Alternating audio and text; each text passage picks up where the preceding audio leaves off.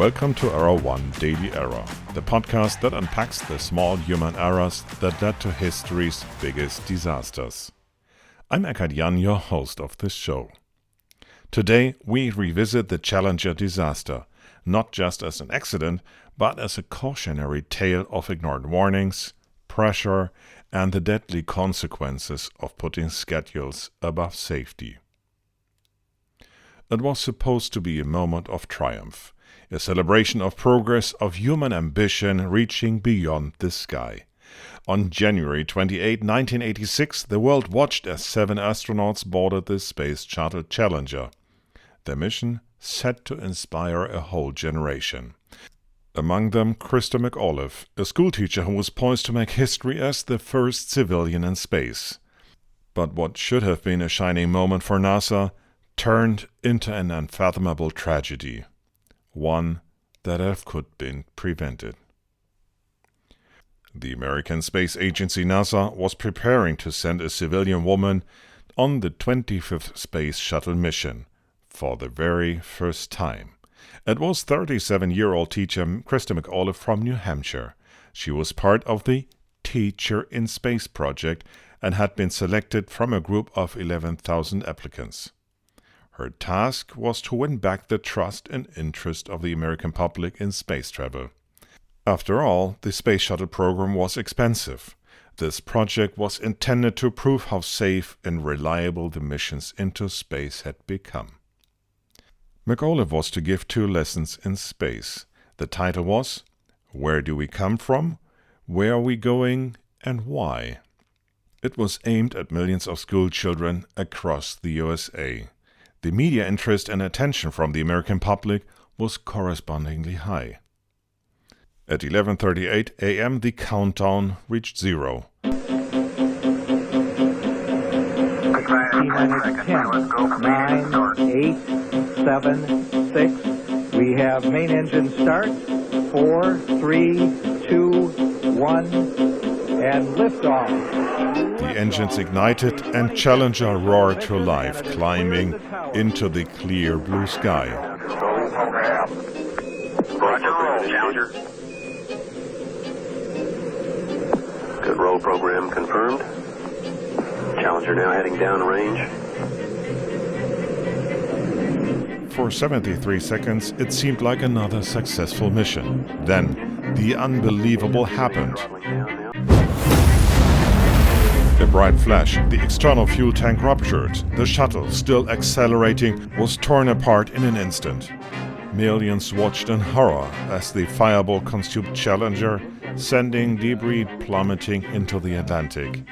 On live television, newscasters fell into stunned silence. Stunned horror among the million viewers around the world. Families of the astronauts gasped.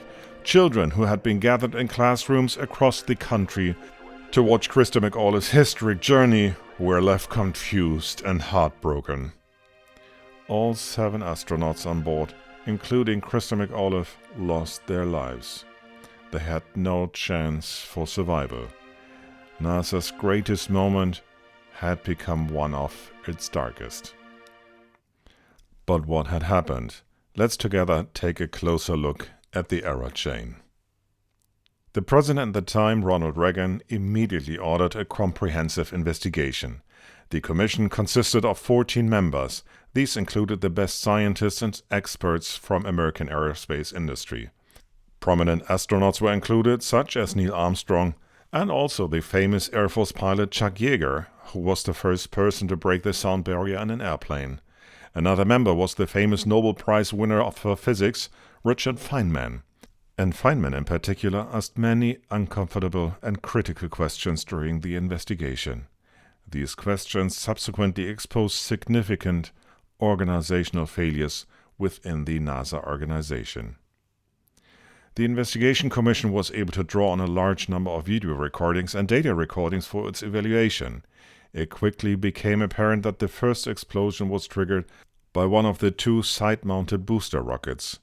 The explosion tore through the outer skin of the space shuttle and ignited the other fuel tanks. The Challenger was torn apart in seconds. But how could it happen that on the 25th launch of a space shuttle, a booster rocket that was considered reliable just exploded? The booster rockets were manufactured by the American defense contractor Morton Thiokol from Ogden, Utah. The company was responsible for both the development and manufacture of these important launch rockets. NASA had been working with Morton Thiokol for many years and was always satisfied. However, the development and safety engineers at Morton Thiokol had already been observing problems with their own rocket for some time. A year before the disastrous Challenger accident, they had already noticed that important sealing rings, called O-rings, became brittle and cracked during another launch. This always happened when the temperature fell below a certain level. The rubber seals didn't like it cold. And the night before the Challenger launch was supposed to be cold, really cold. So why didn't anyone stop the launch of the Space Shuttle? To find out, we need to take a closer look at how the error chain slowly developed. The planned launch of the Challenger was plagued by various delays. The launch was originally scheduled for January 22nd, but was then postponed again to the 23rd, and then again to the 24th due to delays on another mission. On January 24th, the weather at the emergency landing site for the shuttle in Dakar, Senegal, was so bad that the launch had to be postponed for another day.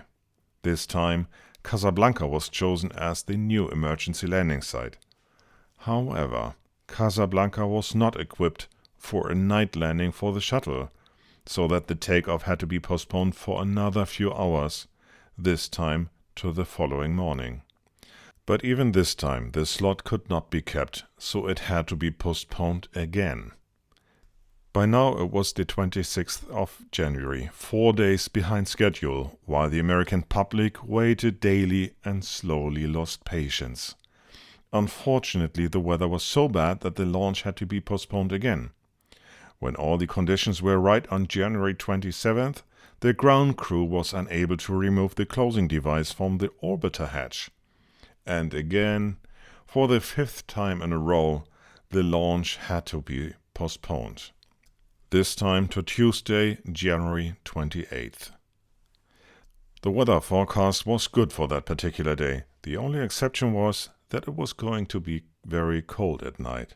Just how cold it actually got was not yet noticeable the evening before.